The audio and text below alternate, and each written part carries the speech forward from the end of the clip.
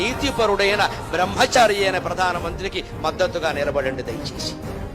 ఆ వ్యక్తికి కూడా ఏమన్నా జరిగింది అంటే గుండెల్లో బాధతో చెబుతున్నా, ఇక దేశాన్ని రక్షించేవాడు లేడమ్మా, ఆయన మరో హనుమంతుడు, మరో భీష్ముడు. నాకు పార్టీలతో నిమిత్తం లేదు, నాకు ఆయన అంటే అభిమానం. ఆయన ఖచ్చితమైన నిర్ణయాలు, వీళ్ళకి లొంగే మనిషి కాదు ఆయన. విమర్శిస్తున్న పెద్ద మనుషులు 20 ఏళ్లుగా 60 ఏళ్లుగా 70 ఏళ్లుగా ఏం చేశారో మనకు తెలుసు. దేశం ఆ శక్తి బ్రహ్మచర్యం వల్ల వస్తుంది. నరేంద్ర మోడీకి కూడా ఆ శక్తి, హనుమంతుడికి అతను ఆరాధకుడు. అందుకే ఎక్కడికి వెళ్ళి ఏ దేశానికి వెళ్ళినా ఆ దేశం వాళ్ళకి భగవద్గీత బహుమతి ఇస్తున్నాడమ్మా, దేశం పరువు నిలబడే విధంగా.